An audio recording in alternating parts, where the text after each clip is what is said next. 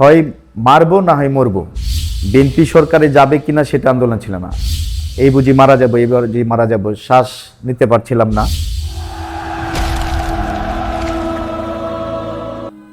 এই ধরনের বিপ্লব, গণ অভ্যুত্থান 100 বছরে হয় কিনা সন্দেহ আছে। তো ফ্যাসিস্ট সরকারের একঘেয়েমি স্বৈর শাসনের বিরুদ্ধে এদেশের ছাত্র জনতা দুর্বার আন্দোলন গড়ে তুলেছিল। তাহলে এই পরিস্থিতিতে 5ই আগস্ট একটি বিপ্লব হয়েছে। তো এই অভিজ্ঞতা আসলে আমরা যে আন্দোলনটা করেছি, আমরা ঠিক জুলাইয়ের 17-14 তারিখ থেকেই আমরা আন্দোলনটা শুরু করেছি। প্রথম তো এক দফা আন্দোলন ছিল আপনার বৈষম্য যে আন্দোলনটা ছিল সেটা, তারপরে এক দফায় রূপ নিয়েছে। তো শেষ পর্যায়ে 4 তারিখের ঘটনা এখন আমার মনে আছে। অনেকেই আমার মতো অনেকেই এই অভিজ্ঞতাটা হয়তো বলবে যদি জুলাই যুদ্ধ নিয়ে কোনো কথা হয়। আমরা প্রচুর রিস্ক নিয়ে আমরা এই স্বৈরাচার শেখ হাসিনা সরকারের পুলিশের বিরুদ্ধে এবং ছাত্রলীগ যুবলীগের বিরুদ্ধে আমরা একযুগে আন্দোলন করেছি এবং তাদের সাথে আমাদের সামনাসামনি অনেক আপনার যুদ্ধ হয়েছে। তো বেশ কয়েকবারই আপনার কাঁদানো যে গ্যাস আছে সেই গ্যাসের আপনার যে একটা সমস্যা হয়েছিল, আপনার কয়েকবারই প্রায় শ্বাস বন্ধ হয়ে গিয়েছিল আমার সহ আরো অনেকে আছে। তখন মনে হচ্ছিল যেন যে না, এই বুঝি মারা যাবো, এবার যে মারা যাবো, শ্বাস নিতে পারছিলাম না, শ্বাস ছাড়তেও পারছিলাম না, নিতেও পারছিলাম না, এই অবস্থা হয়েছিল। তারপর আবার কাগজ দিয়ে আগুন দিয়ে আমরা আগুনের ধোঁয়া নিয়েছি। পরে তারপর আমার মতো আরো অনেকেই গুলিবিদ্ধ হয়েছে। আর আপনারা জানেন যে শেখ হাসিনা সরকার ক্ষমতায় থাকার জন্য শত শত ছাত্র জনতাকে হত্যা করেছে, হাজার হাজার মানুষ এখনো পঙ্গুত্ব বরণ করছে, কারো চোখ নেই, কারো পা নেই, কারো হাত নেই। তো একটি বিভীষিকাময় আমাদের সময় গিয়েছে। এখনো মনে হলে শরীরের লোম দাঁড়িয়ে যায়, কারণ তখন একটি ভয়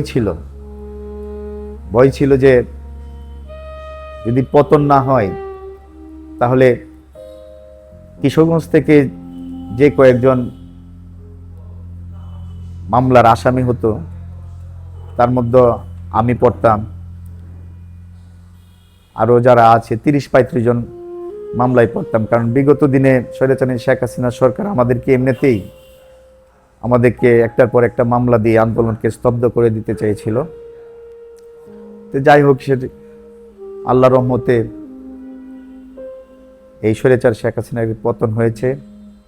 অনেকেই বিএনপি করে না, আন্দোলন সংগ্রামে ছিল না, তারপরে এরা এসে বলে যে তারা এই করেছে সেই করেছে।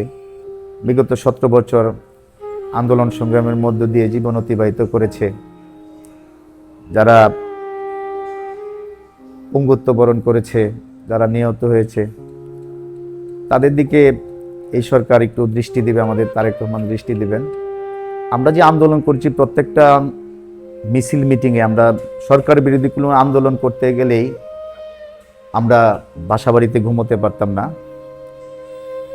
আমরা যদি মানুষের ন্যায্য অধিকার নিয়ে কোনো রাজপথে থেকেছি, পুলিশ আমাদেরকে ব্যানার টেনে নিয়েছে এবং আগের দিন রাতের বেলা তো কোনো নেতাকর্মী ঘরে থাকতে পারতো না। আমরা যে আসলে আন্দোলনটা করেছি, আমাদের এটা শেষ মুভমেন্ট ছিল। প্রত্যেকটা নেতাকর্মী মাজহারুল ইসলামের নেতৃত্বে আমরা চমৎকার একটি আন্দোলন করতে সক্ষম হয়েছে এবং আমরা শেষ সময়টা ছিল এরকম যে দেয়ালে পিঠ টেকে গেছে, হয় মারবো না হয় মরবো, এরকম একটা অবস্থা। কারণ এমনিতেও যদি সরকারের পতন না হতো তাহলে আমরা হয়তো কিশোরগঞ্জ ছেড়ে দিতে হতো, না হয় আমাদেরকে জেলখানায় পচে মরতে হতো নেতাকর্মীদের। আমাদের শেষ সময় এটাই, আমাদের শেষ, হয়তো আমরা বাঁচবো না হয় মরবো, এরকম আমাদের মুভমেন্টটা ছিল এরকম। আর আমরা এইভাবেই মাঠে নেমেছি, জনাব মাজহারুল ইসলামের নেতৃত্বে আমরা এইভাবেই মাঠে নেমেছি। এই মা বাবা স্ত্রী সন্তান ছাড়াই আমরা দিনের পর দিন, মাসের পর মাস, বছরের পর বছর আমরা কাটিয়েছি। মানুষের বাসা বাড়িতে থেকেছি, আত্মীয় স্বজনের বাসা বাড়িতে থেকেছি। অনেক সময় নিজেকে খারাপ লাগতো, অনেক আত্মীয় স্বজন আছে ভয় পেত, আমাদেরকে রাখলে ভয় পেত। তা আমাদের মনে হয় যে ৭১-এর যুদ্ধটা বোধহয় এরকমই হয়েছিল। আমাদের একটাই টার্গেট ছিল যে কিভাবে হোক এই দেশ থেকে স্বৈরাচারিণী শেখ হাসিনাকে উৎখাত করার জন্য, মানুষের অধিকার আদায়ের জন্য। কারণ আপনারা জানেন যে প্রত্যেকটা সেক্টরে, আপনার স্বাস্থ্য খাত বলেন, শিক্ষা খাত বলেন, যেখানেই যান আপনার যে একনায়কতন্ত্র কায়েম হয়েছিল, পুলিশ প্রশাসনের যে একনায়কতন্ত্র একটা ভাব, মনোভাব, এভাবে আসলে একটা দেশ চলতে পারে না। তাই আমাদের শেষ মুভমেন্টটা ছিল এটাই যে আমরা ৩ তারিখ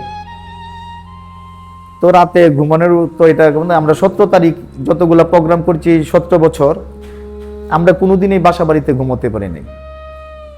আমাদের অনেক নেতাকর্মীকে আপনার ধরে নিয়ে পিটিয়েছে, তাদের পা ভেঙে দিয়েছে, কেউ হাত ভেঙে দিয়েছে। তো আমরা প্রত্যেকটা রাত এভাবে কাটিয়েছি। তো আমরা শেষ যে ছিল আপনার ৩ তারিখ থেকে, সেটা হচ্ছে আপনার যে না হয় মরবো নাই বাঁচবো, তবু এই দেশ থেকে স্বৈরাচারীণ শেখ হাসিনাকে উৎখাত করবই। জনগণের জন্য আমাদের আন্দোলন ছিল, গণতন্ত্রের জন্য আমাদের আন্দোলন ছিল। বিএনপি সরকারে যাবে কিনা সেটা আন্দোলন ছিল না। আমাদের মূল টার্গেট ছিল স্বৈরাচারীণ শেখ হাসিনা সরকারকে হটাতে হবে, এবং তারপর যে জনগণ যাকে ম্যান্ডেট দেয় সেই সরকার গঠন করবে। তো আশা রাখি ইনশাল্লাহ আমাদের এই তারেক রহমান প্রধানমন্ত্রী হয়েছেন, জনগণের ভোটে হয়েছেন।